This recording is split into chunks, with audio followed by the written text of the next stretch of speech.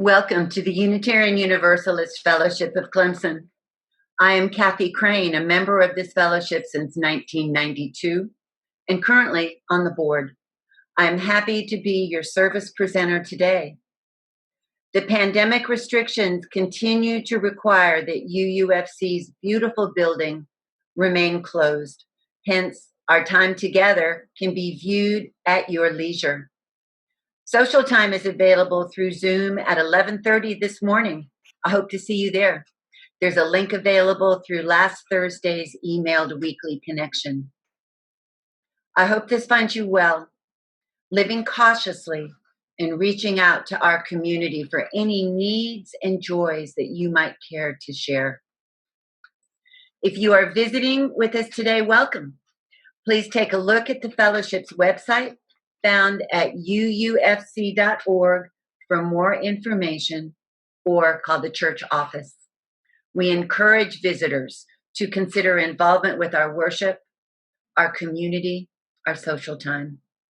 This fellowship is a religious community grounded in the heritage and principles of Unitarian Universalism.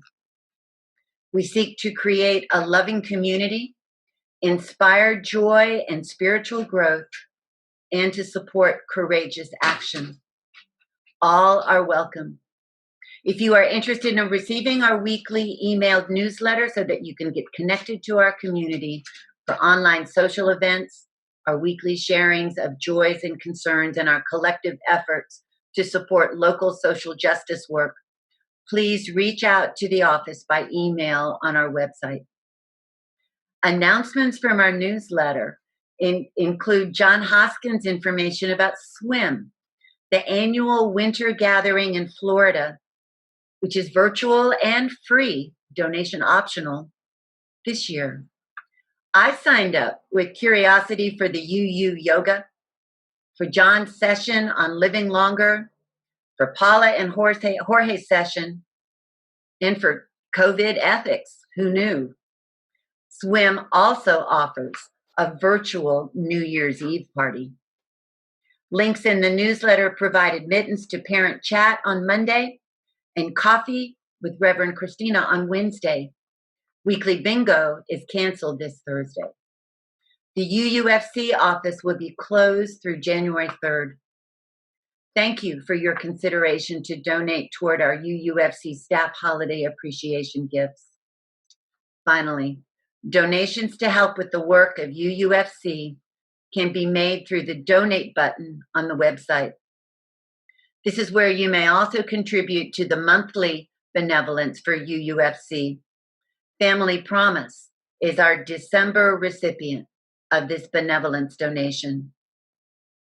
Thank you for being a part of our UUFC community.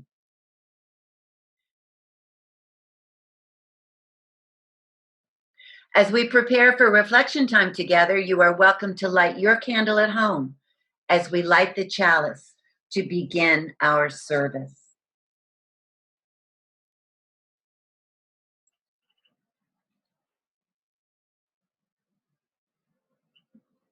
We gather together in a spirit of love, with justice as our guide. This is our chosen covenant, to dwell together in peace, to seek the truth with freedom, and to care for one another.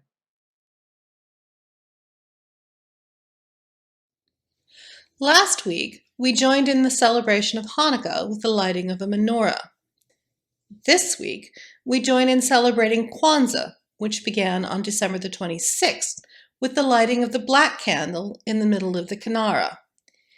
Each candle represents one of the 7 principles of Kwanzaa. The first candle represents umoja, or unity, in family and community. Today, December 27th, we light the second candle, Kajukajulia, or self-determination, which represents defining, naming, creating, and speaking for oneself.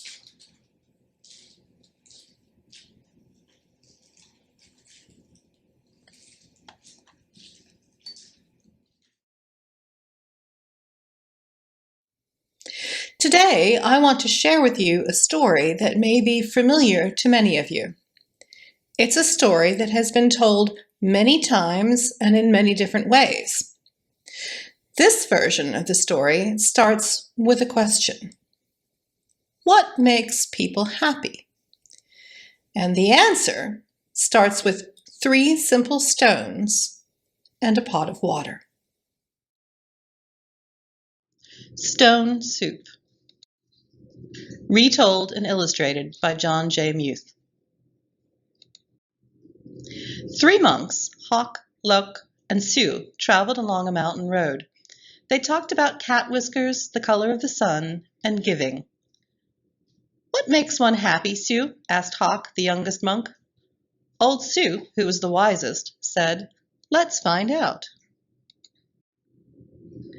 The sound of a bell brought their gaze to the rooftops of a village below. They could not see from so high above that the village had been through many hard times. Famine, floods, and war had made the villagers weary and untrusting of strangers. They had even become suspicious of their neighbors. The villagers worked hard, but only for themselves. There was a farmer, a tea merchant, a scholar, a seamstress, a doctor, a carpenter, and many others, but they had little to do with one another. When the monks reached the foot of the mountain, the villagers disappeared into their houses. No one came to the gates to greet them. And when the people saw them enter the village, they closed their windows tight. The monks knocked on the door of the first house. There was no answer. Then the house went dark. They knocked on a second door, and the same thing happened. It happened again and again, from one house to the next. These people do not know happiness, they all agreed. But today, said Sue, his face bright as the moon, we will show them how to make stone soup. They gathered twigs and branches and made a fire. They placed a small tin pot on top and filled it with water from the village well. A brave little girl who had been watching came to them. What are you doing? She asked. We are gathering twigs, said Lock. We are making a fire, said Hawk.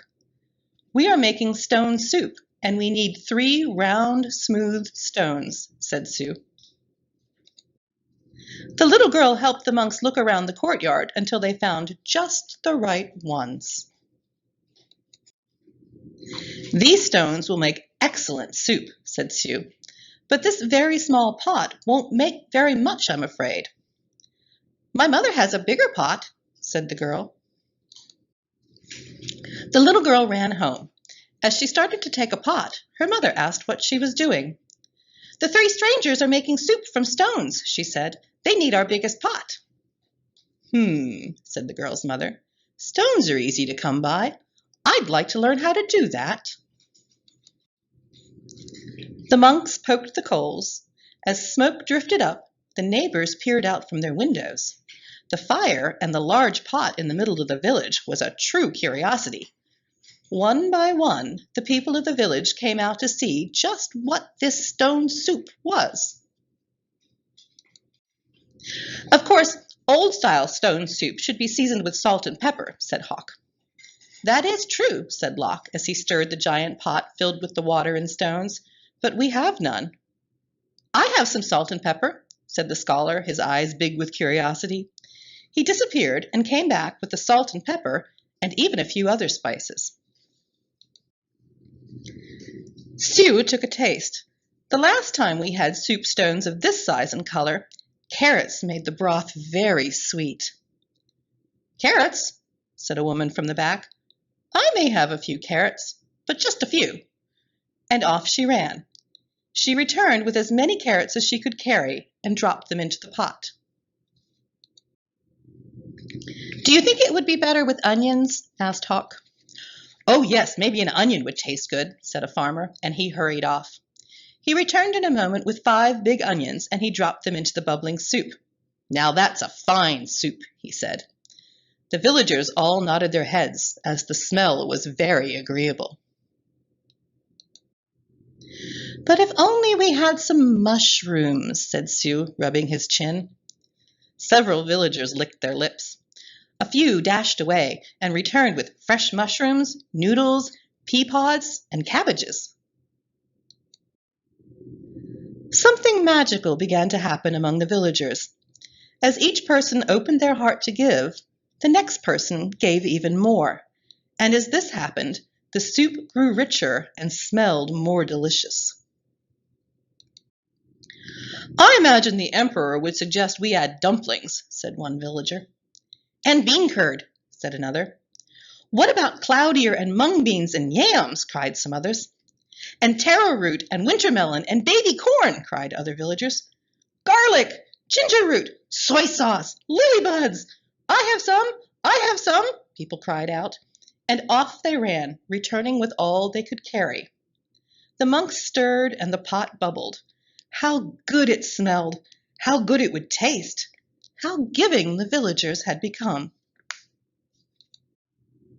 At last the soup was ready. The villagers gathered together. They brought rice and steamed buns. They brought lychee nuts and sweet cakes. They brought tea to drink, and they lit lanterns. Everyone sat down to eat.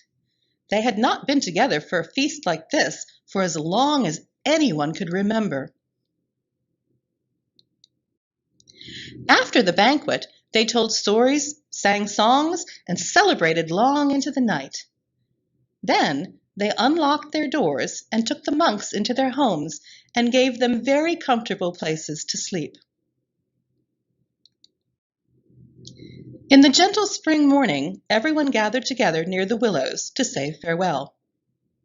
"Thank you for having us as your guests," said the monks.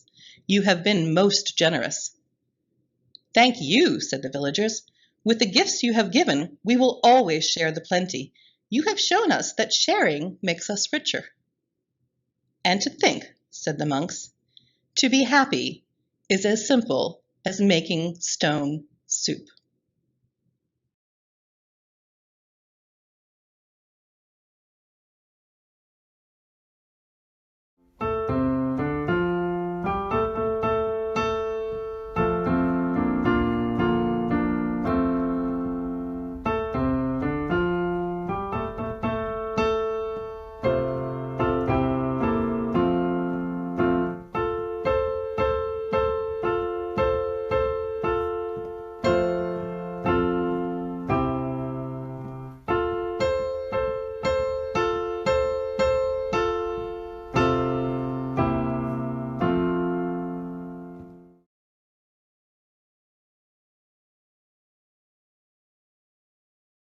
Thank you to the friends who assisted with making this service happen.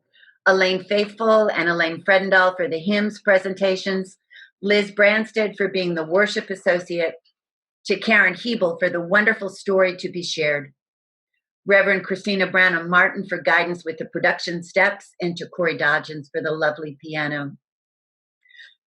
A tradition of our fellowship is to light candles for celebrations and concerns.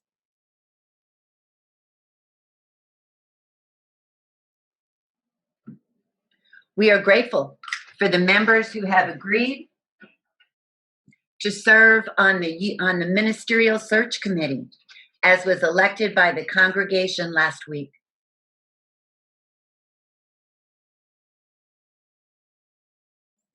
We are extremely appreciative of UUFC's 2020 Board of Directors.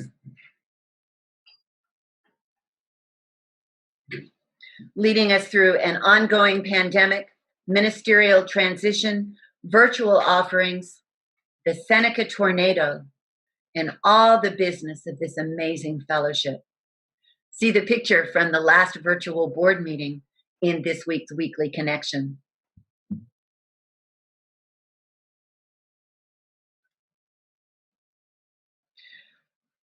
We are concerned for the effects of COVID-19 on our community through loved ones who have been exposed, through trips that have been canceled, through the sadness we experience from this pandemic.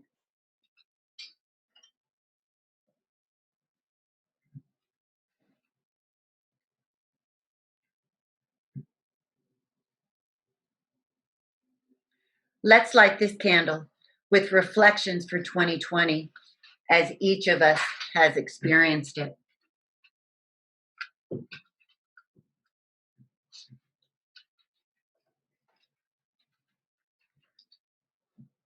And let's light this candle for the unspoken joys and concerns.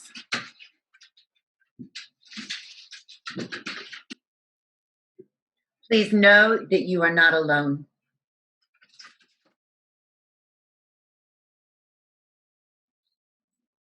Praise for the New Year by Sheila Forsyth. Welcome in the new year as you would a friend, one who brings 12 shining gifts to last until year's end. Harmony with others, faith in each new day, all the kindness you can spare, goodwill in words you say, compassion for Earth's creatures, and hope for those in need. Make peace with all of nature, make tolerance your creed. Thoughtfulness and sharing, love spread far and near, a thankfulness for living through this past year.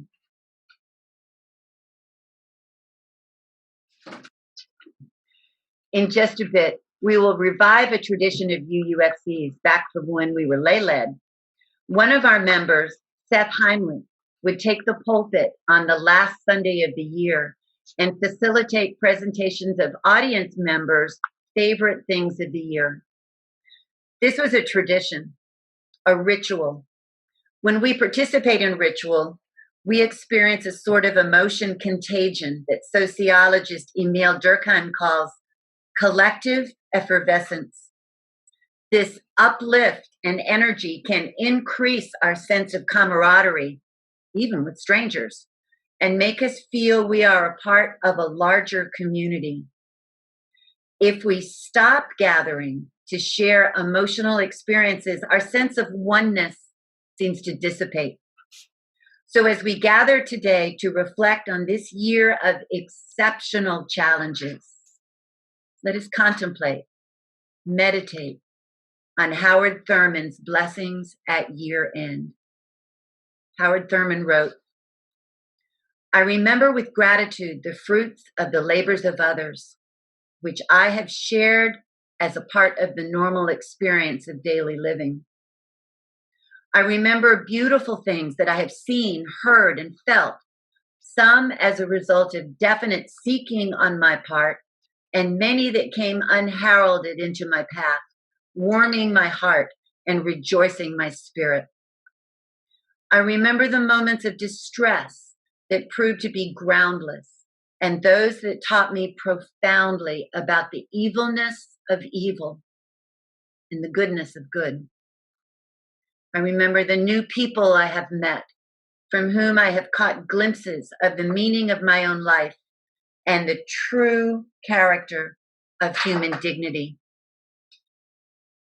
I remember the dreams that haunted me during the year, keeping me ever mindful of goals and hopes which I did not realize, but from which I drew inspiration to sustain my life and keep steady my purposes. I remember the awareness of the Spirit of God that sought me out in my aloneness and gave to me a sense of assurance that undercut my despair and confirmed my life with new courage and abiding hope."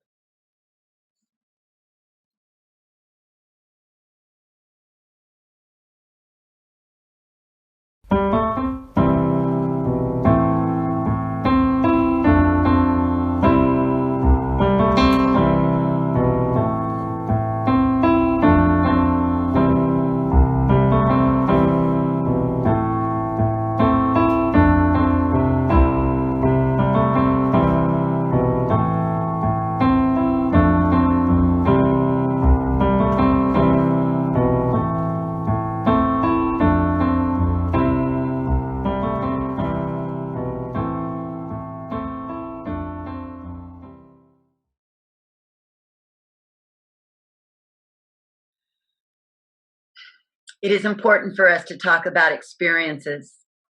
There have been significant losses during this tumultuous year, in some creative ways to deal with the limitations of this year of the pandemic.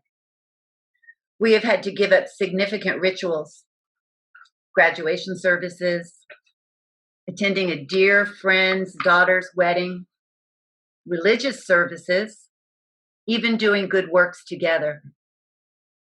What can we do to cope? What can we learn from this experience of the pandemic that will help us to carry on? What will it mean to our social fabric? Let's examine these questions from the perspective of many of our members and their experiences through the ritual of UUFC's end of the year favorite things service.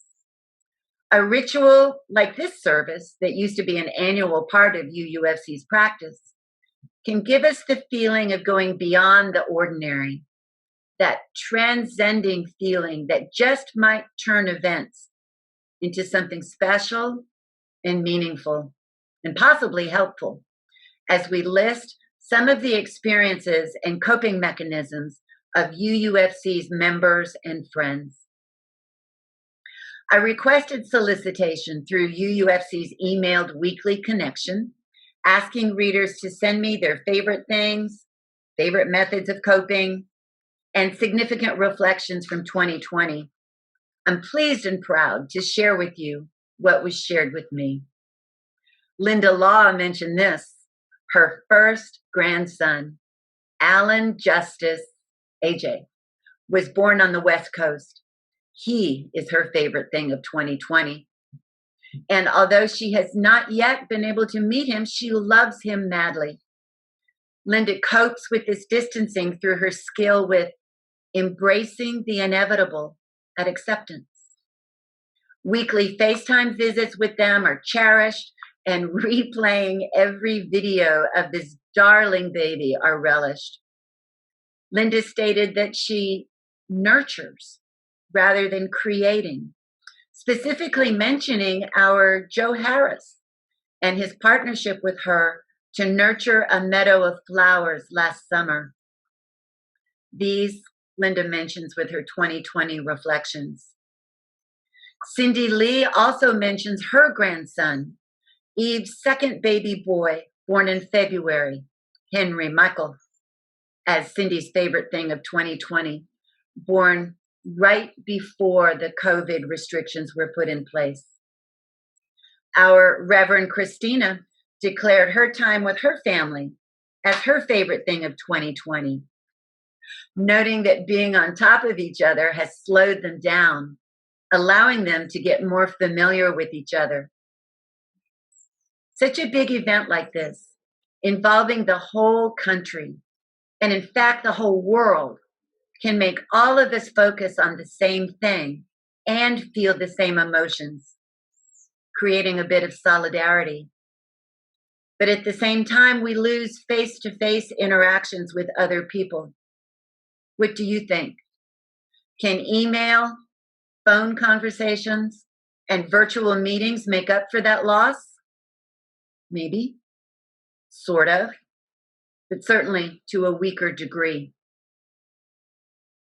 Rhonda Powell shared her favorite 2020 activity, besides a new puppy, besides selling a house and buying a house, and besides having one of her micrographs chosen as the cover of a cell biology textbook.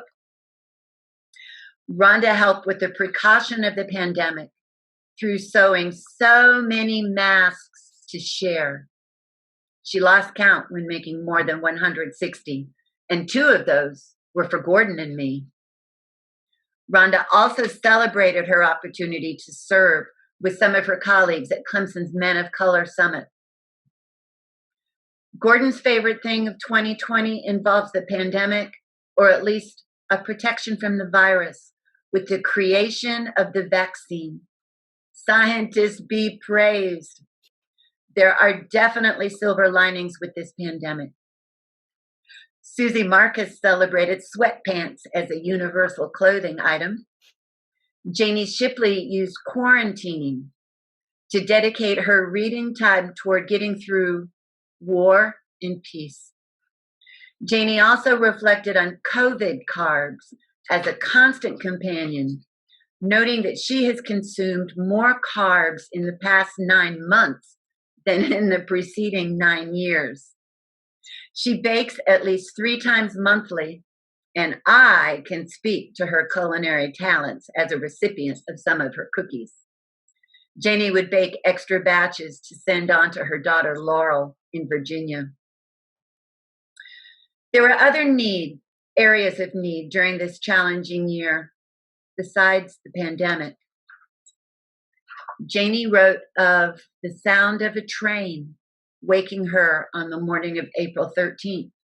The tornado that day certainly defined 2020 for her and Mike, as they lost over 100 trees.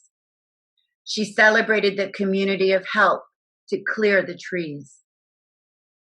Susie Marcus also mentioned opportunities to create change in the community as a favorite thing of 2020. Karen York celebrated this type of opportunity as well, noting how special it has been to see others at UUFC's Grounds Work Day, especially when we would celebrate the presidential election announcement together that November Saturday morning. Karen also honors Wild Hearts Equine Therapy as an outstanding volunteer opportunity of 2020, allowing the interaction of kids and horses at this fantastic place.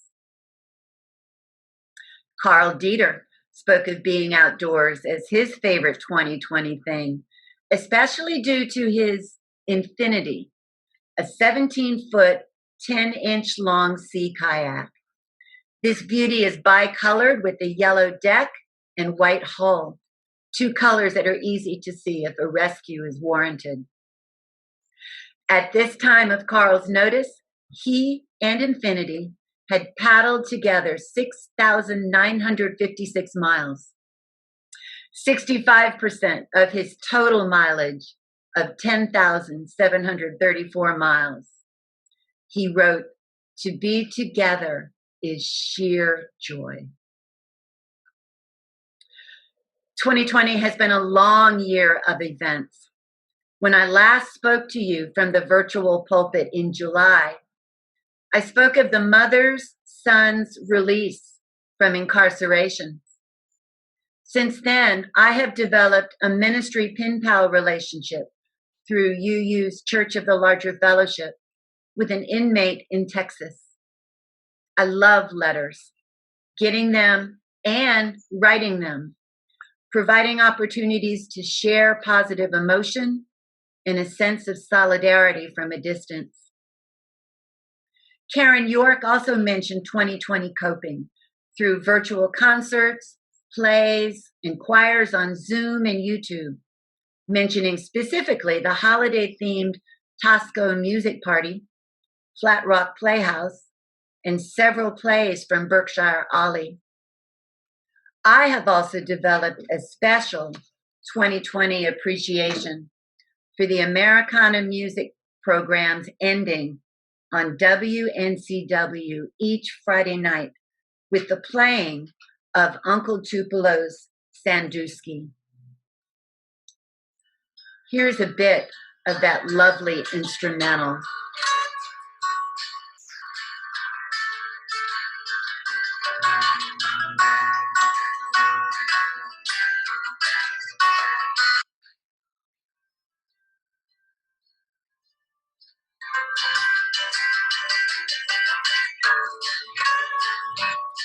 Often bringing me to satisfying weekly tears. Meg Williamson shared the challenges and sadness of 2020 with the passing of her dog Odie. Being able to work from home due to pandemic precautions with her job allowed her to give Odie the extra care she required during the last months of her life. Thank you to all who provided these things and favorite coping strategies for 2020. The pandemic certainly dominated this year, taking away too many family members from too many people around the world. For many of us, we found ourselves saying, no, I can't work.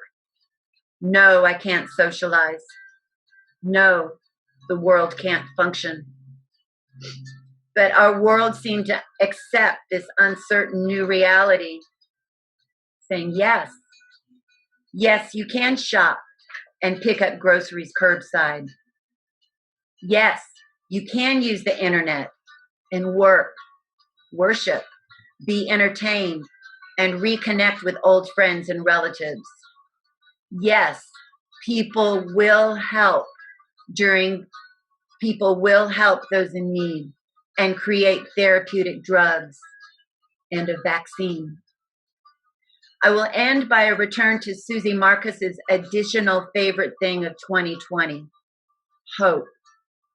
Khalil Gibran wrote, "Let today embrace the past with remembrance and the future with longing." May it be so.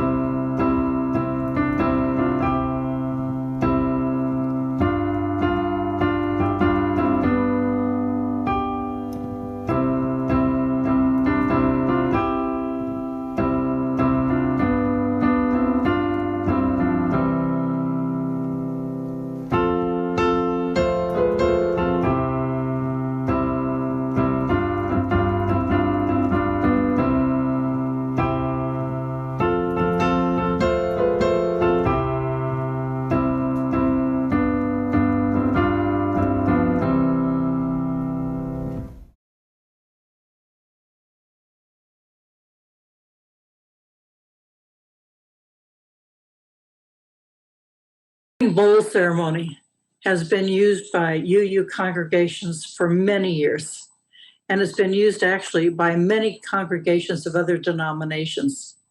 For me, it's always been a very special service. It is the time using a bowl with a candle in it to let go and to invite in. This time, instead of a bowl, we're going to be using a candle.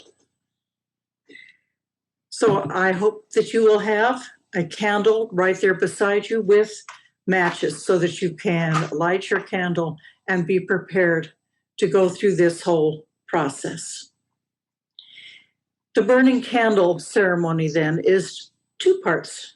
One is to think about all those things over this past year that maybe you don't want to carry on into the next year. Yes, everyone has issues around COVID, but there are some things that you have been thinking about for yourself, habits or discussions or thoughts or activities, maybe even people, arrangements that you want to shift and to change or to let go. And this is the time to let them go for the universe to the universe. Bring forth now your candle, and we will both light our candles at the same time.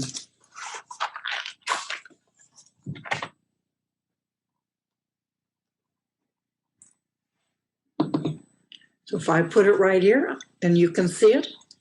So this is the candle that represents last year, the things that you don't want to carry forward into the new year. As I said before, it's the thoughts, the ideas, the issues that you had in addition to COVID. What I'd like you to do now is to think about those just for a moment. Let my voice just carry over you. And as you blow out the candle, you're blowing the wave up to the universe. And the last glow, you can see the smoke, the last glow of it going, that's it. It is done. Last year is done. And the candle is now done. And now is the time to pause and think about what you would like to bring into the new year. What new habits would you like to have? What new friends would you like to make? What commitments do you want to carry forward? What do you want to honor in this new year, 2021? So once again, light the candle.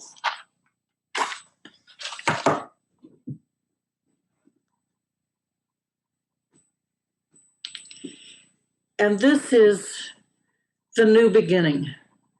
You see the flame flickering upward, and you can blow on it. You could, if it's a fragrant candle, as mine is, you can create the odor, the smell that you would like to have around you. What new things do you want to bring into your life? Do you want to have surround you? And once again, it is time to blow out the candle, but this time, instead of blowing away the flame, you will gently blow out the candle and bring that energy back to you. You can bring it back to you. And now the last part of the ceremony is to take your hands and bring them up above your head so that you've got the energy of the universe around you from the earth to the heavens, and you're going to bring it down, all of that wonderful energy for the new year in front of you, and acknowledge it and say, thank you. Thank you for this new year where all things are possible.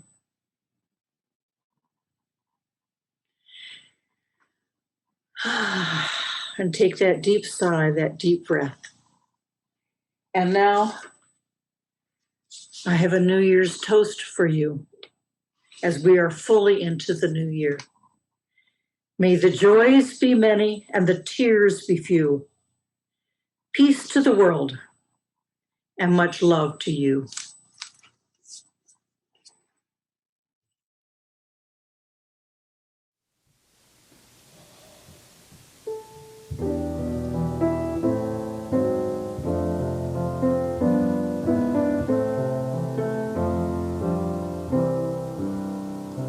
Should old acquaintance be forgot and never brought to mind? Should old acquaintance be forgot and old lang syne?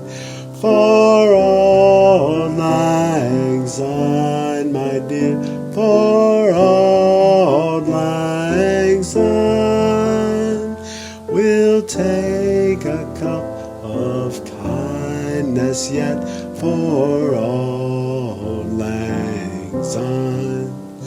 And surely you'll bring your pint cup, and surely I'll bring mine, and we'll take a cup of kindness yet for old lang syne.